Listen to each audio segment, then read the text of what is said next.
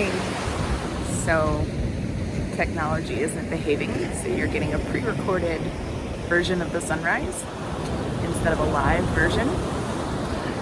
Sometimes that happens, but this one's too perfect to miss entirely, so this is how it shall be for this time. Which is actually kind of a good metaphor for what I wanted to talk about today, which our title today is What's Next?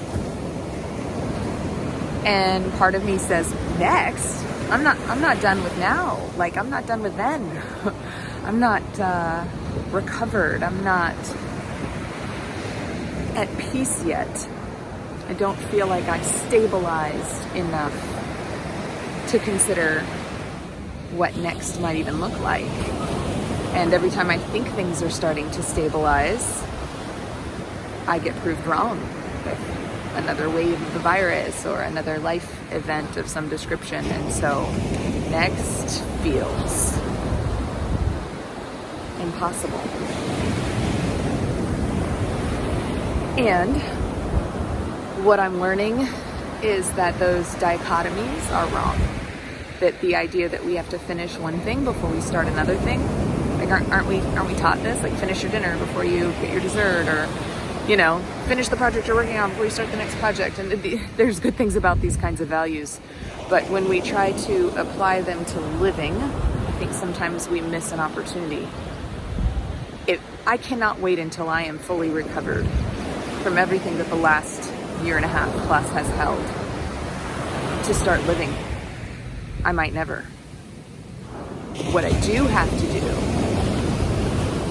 is start living at a different pace.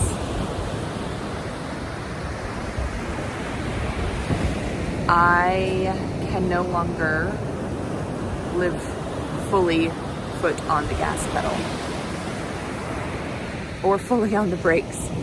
I've got to find some space in between. I've got to find a new pace. I'll give what I can. I'll focus on what's most important. I will give the first chunk of my time to my purpose instead of getting my priorities all mixed up and focusing on other people and things I can't control. I was listening to this podcast recently, the Robcast. It's Rob Bell's podcast. If you're looking for a good one, this is pretty good most of the time. But he was talking about how Jesus had been in this town healing people and preaching, and flocks were just kind of crowds of people there. I mean, they're bursting at the seams with all these people who want to see Jesus. And Jesus gets the end of his sermon, of his talk, of his healing, and he leaves. He goes to rest first. And the disciples come and find him, and they're like, "Oh, Jesus, that was so good. Do it again. Like, make another show." And that's sort of our capitalistic mindset. If something works, do more and more and more of it. Fully exploit and engage every possible opportunity.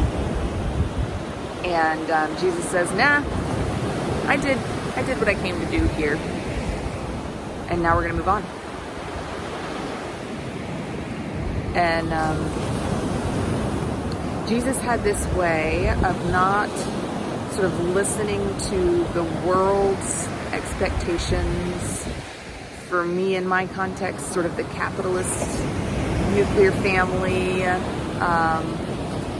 what it's all supposed to look like kind of expectations, and listening to the deep knowing instead.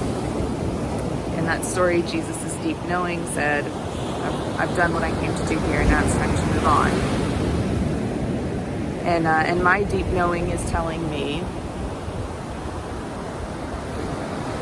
I don't have to be all the way healed to pick myself up and move towards the next version of me, of my life.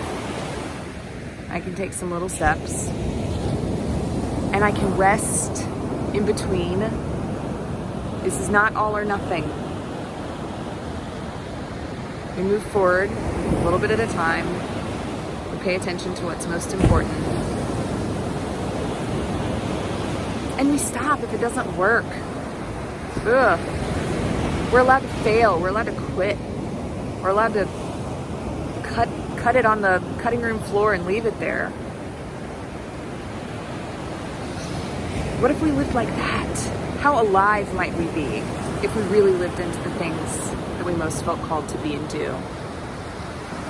How efficient might we become if we were really focused on just what was most important?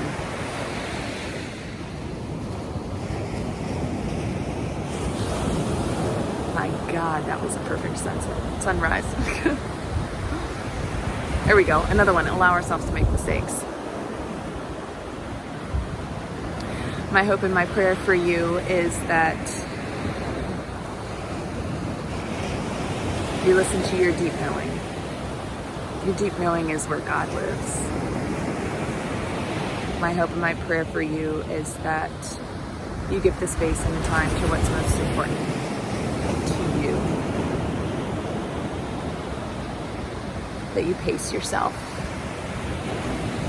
And that you live fully alive. My God, does the world need more people who are fully alive? Be like Jesus.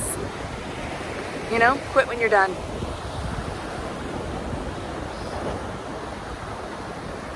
I'll give you a few minutes more of this beautiful sunrise and wish you grace and peace.